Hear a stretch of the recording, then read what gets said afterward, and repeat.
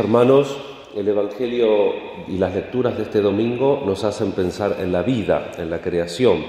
Corresponden al domingo 13º del ciclo B. No es que están preparadas por el debate del aborto que estamos teniendo, pero nos viene a nosotros también bien hacer una reflexión integral de la vida que es Cristo en cuanto a nuestra relación espiritual con Él. Y también, como nos dice en la primera lectura, el libro de la sabiduría, que Dios hizo las cosas y el hombre para la vida. Pero, dice, por la envidia del demonio entró la muerte en el mundo. ¿Y por qué entra la muerte? Porque Dios, como nos recuerda también el libro de la sabiduría, nos hace parecidos a Él. ¿Y en qué somos parecidos? En dos cosas fundamentales, en la libertad y en la capacidad de amar. Pero la libertad, nosotros podemos elegir. Y entonces a nuestros primeros padres, Adán y Eva, se los pone en el jardín con posibilidad de hacer lo que quieran, menos de tocar dos árboles, el del conocimiento del bien y del mal y el árbol de la vida.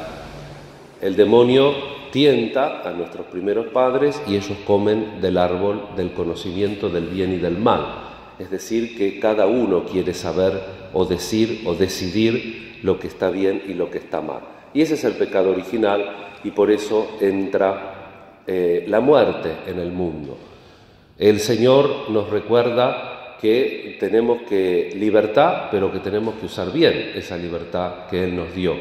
Siempre pongo el ejemplo cuando hablo de este tema a los chicos, les digo, si nosotros somos 5 o 6 que vivimos juntos y nos queremos sentar en un único sillón, todos al mismo tiempo, ¿quién gana?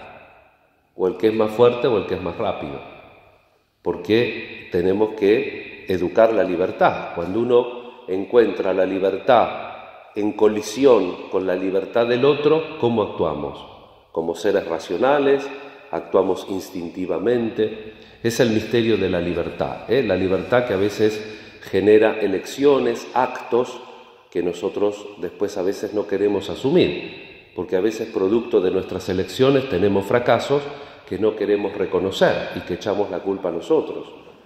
Hay libertad en la naturaleza también, estos días de neblina, ahora hay menos neblina, la libertad de la naturaleza no está obligada. Hay leyes, Dios crea y dentro de su crear está la ley de la gravedad, la ley por la cual los planetas giran alrededor de sí mismos, alrededor del Sol, etc.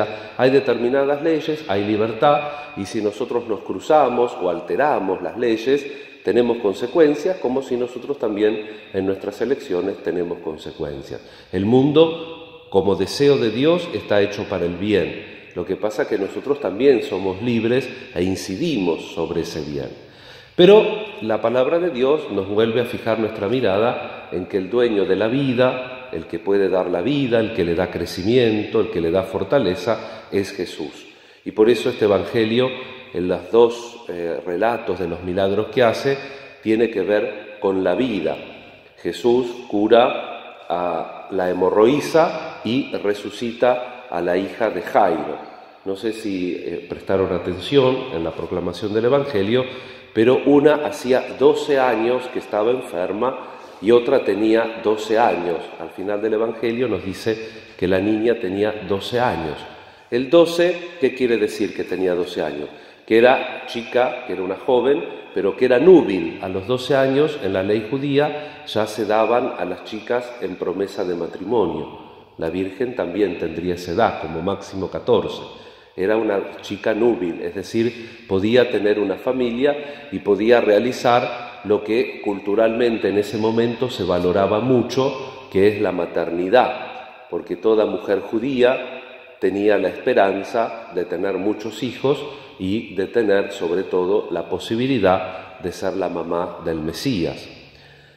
El caso de la hemorroísa, que tiene hemorragias, también dice el número 12, durante 12 años, y por la prescripción de la pureza legal, una persona que tenía cualquier tipo de hemorragias en el cuerpo no podía tener relaciones sexuales si estaba casada y también entonces estaba privada, si tenía marido, de las relaciones y si no tenía, estaba privada del matrimonio.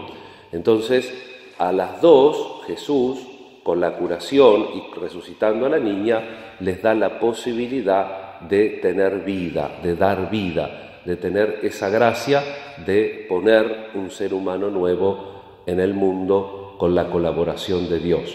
Por eso este Evangelio nos muestra el poder de Dios sobre la vida, y resucitando a la hija de Jairo, también el Señor Jesús nos muestra que la promesa de la vida es para toda la vida, la totalidad de la vida, también el cuerpo. Recuerdan ese detalle de Jesús, ¿no? Cuando le entrega a la niña a los padres, le dice, denle de comer. Hay que cuidar el cuerpo también.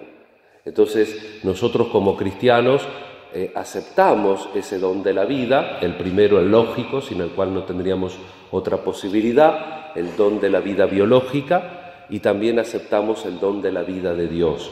Según la antropología bíblica, el hombre tiene 3 niveles. Tiene un nivel biológico, corporal, tiene un nivel psicológico y tiene un nivel espiritual. Los 3 niveles, entonces, nosotros los tenemos que tener atendidos para tener una correcta relación con nosotros mismos, con las personas, con las cosas y con el Señor.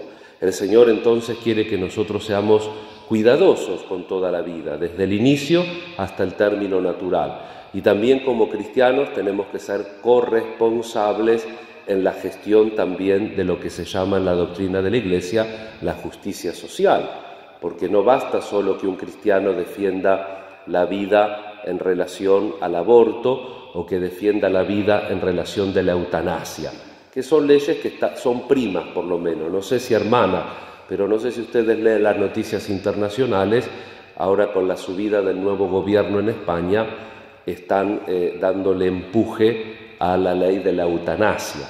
Siempre que en los países se ha completado y se ha puesto en su totalidad la ley del aborto, viene también la ley de la eutanasia. Supuestamente para la gente que sufre mucho, que no sufra tanto, entonces le damos alguna cosita para apurarlo, para que no se distraiga y siga en su ruta, que es pasar directamente a otro mundo. Y no se dice así, pero en definitiva que no nos moleste. En definitiva es la molestia. Cuando uno suprime algo, ¿cuándo uno tiene ganas de suprimir algo? Cuando molesta.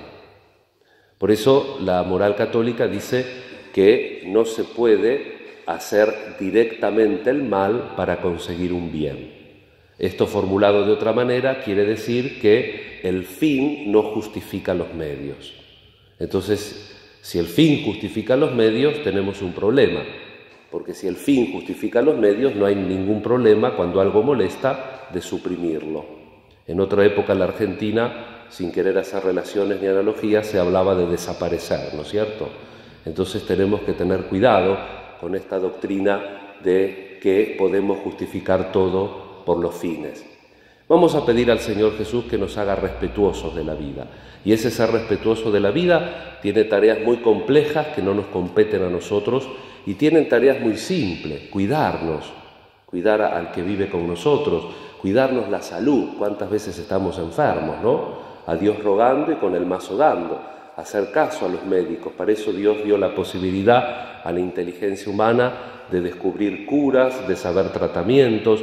Es decir, tenemos que ir también por los estadios intermedios, cuidar la vida en todos los órdenes, cuidar nuestra propia vida, cuidarnos y aprender sobre todo también a cuidar nuestra vida psicológica, que tanto lo necesitamos, y sobre todo nuestra vida espiritual. Las personas que tienen una fuerte vida espiritual también se refleja y se nota en el cuerpo, en la manera de ser, de enfrentar la vida, los problemas, en definitiva, de enfrentar la realidad. Vamos a rezar con María, con Santa Inés, para que nosotros como cristianos seamos siempre agradecidos con el don de la vida y sigamos recibiendo y nutriéndonos de esa vida que Jesús nos da, que se hace Eucaristía, que se dona para nuestro alimento y salvación. Que así sea.